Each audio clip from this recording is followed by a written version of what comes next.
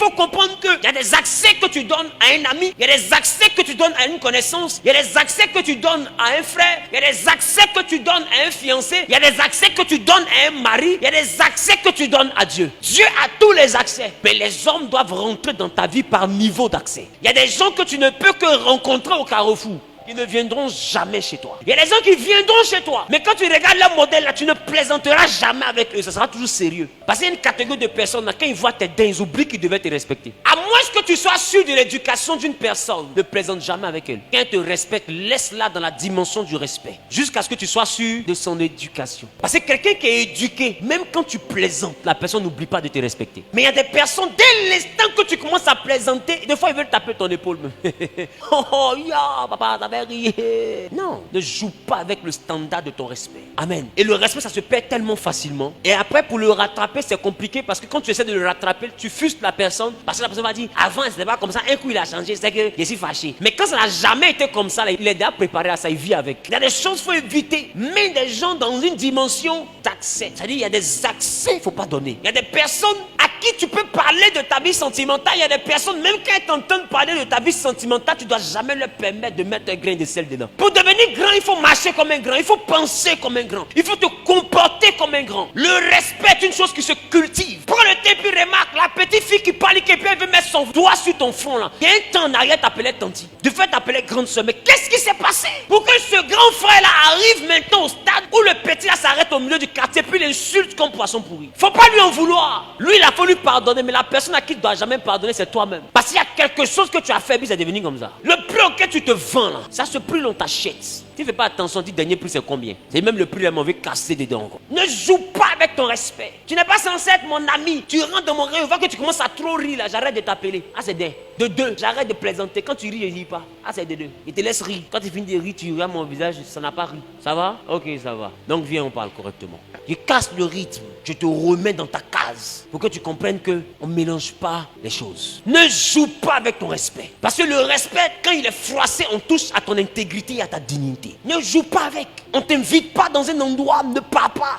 Il y a une chose que tu dois comprendre. Tu peux ne rien avoir, mais être respecté. Le respect n'est pas fonction du fait d'avoir de grandes voitures ou bien de belles maisons. Le respect, c'est d'abord savoir qui tu es et qu'est-ce que tu vaux. Éviter de traîner là où on ne connaît pas ta valeur. Là où on ne sait pas apprécier qui tu es, n'y va plus. Beaucoup se disent c'est parce que je n'ai rien qu'on ne me respecte pas. C'est parce que toi-même tu ne te respectes pas qu'on ne te respecte pas. Est-ce que tu es respectable pour vouloir qu'on te respecte? Prendre de la hauteur est différent d'être orgueilleux. Parce qu'il y a des personnes quand tu regardes, et il y a des personnes même qui, lorsqu'elles veulent forcer ton respect, et que tu sens que tu vas vouloir la ramener à la raison, ça va rentrer dans un litige, même dans une dispute. Pour ton respect, garde le silence et mets une distance barrière. Coronavirus. Parce qu'il y a des échanges en voulant faire. Tu penses que tu vas te faire respecter, mais bien au contraire, c'est là même que tu viens d'assassiner le respect. Tu veux le maintenir, il faut savoir te taire et t'éloigner au moment opportun. Prendre des initiatives. Au travail, fais-toi respecter. Prends des initiatives. Fais-toi respecter. C'est différent d'être orgueilleux. Celui qui veut se faire respecter ne se mélange pas. Dieu ne fonctionne pas avec le peuple.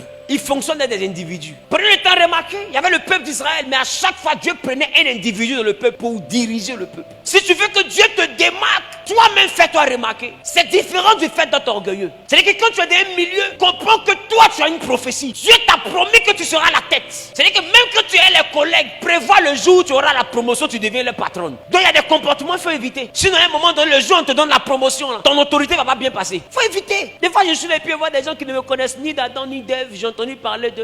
Et puis, dans mon PV, un prophète, j'ai reçu ton numéro d'un de nos gars là. Et tu commences déjà à me tutoyer, à te familiariser sans que, de manière génétique, je ne sache qui tu es. Il y a une chose que tu reçois dans un premier temps, vue et ignorée. Quand tu approches quelqu'un que tu ne connais pas, pour montrer que tu es quelqu'un d'intelligent, d'abord, il y a le respect. Éviter la familiarité, il y a de la légèreté derrière. Ah oui, tu peux ne pas m'aimer, mais me respecter, tu n'as pas le choix. On ne m'insulte pas, on me critique. Tiens, enlève ça dans tes yeux, sans la prière même. Soyez dans une dimension de ceux qu'on critique. Quand on te critique, là, c'est qu'on te respecte. Quand on t'insulte, là, c'est que le respect a foutu le camp. C'est pourquoi quand les gens te critiquent, ne va pas t'arrêter devant vous demander qu'est-ce que les gens te disent. Non, c'est la marque des grands, on critique les grands. Donc plus les gens te critiquent, donne-leur du travail. Pour que tu saches que tu es vraiment quelqu'un d'important. Sinon là, si quelqu'un ne te respecte pas, il ne te critique pas, il te regarde et puis il te parle. Donc quand quelqu'un a de l'égard vis-à-vis de toi, qui rentre dans la dimension, il te critique, laisse-le dans sa case. Ne descends pas à son niveau. Laisse-le dans sa case. Et comporte-toi comme un leader. Prends de la hauteur. Et vis pour lui donner du travail. Il en a besoin pour exister. Laisse les gens parler de toi. Toi, ne parle de personne. Un grand, on parle de lui. Lui, parle pas de quelqu'un. Les petites personnes, les personnes avec les petits esprits, sont des personnes qui connaissent tous les détails de la vie des autres. Quand tu commences à être habité par la grandeur, là, tu ne sais même pas ce que l'autre a fait. Ça ne t'intéresse pas. La vie des autres ne t'intéresse pas. Et ceux qui s'asseyent pour parler des autres, là, ils t'ennuient en réalité. Quand tu es avec eux, là, tu sens que tu perds le temps à ton âme. Il faut vivre utile. Il faut montrer à Dieu que le souffle qu'il t'a donné, là, ce n'est pas un gaspillage. Tu vois des gens qui ont une destinée, qui ont passé le temps à se débattre, et toi, là, que Drogba. Il y a une chose qui est sûre, les dons, l'argent. Et toi? C'est qu'ils montrent qu'ils sont grands. C'est que toi, tu parles d'eux, mais eux, ils ne savent même pas que tu existes. Un grand, on parle de lui. Lui, il ne parle pas de quelqu'un. On le critique, il critique personne. Donc, commence à ne plus aimer les affairages. Ça montre que tu es pauvre. Ça montre que tu es un loser, tu n'es pas un leader. Regarde ton voisin, il faut dire il faut arrêter ça. Est-ce que tu prends le temps de remarquer que même dans les films, on te montre que les papatos, les affairés, là, c'est les boys. Les commères, là, c'est les servantes. Madame, en réalité, elle a fini de suer la poussière, elle n'a plus rien à faire. C'est les pauvres qui critiquent. Déjà, mais tu n'as rien dans ta poche. Il ne faut pas ne rien avoir dans ton âme aussi. C'est pas bon. Il faut avoir le caractère d'un leader. Je parle à quelqu'un, mais je suis en train de bavarder.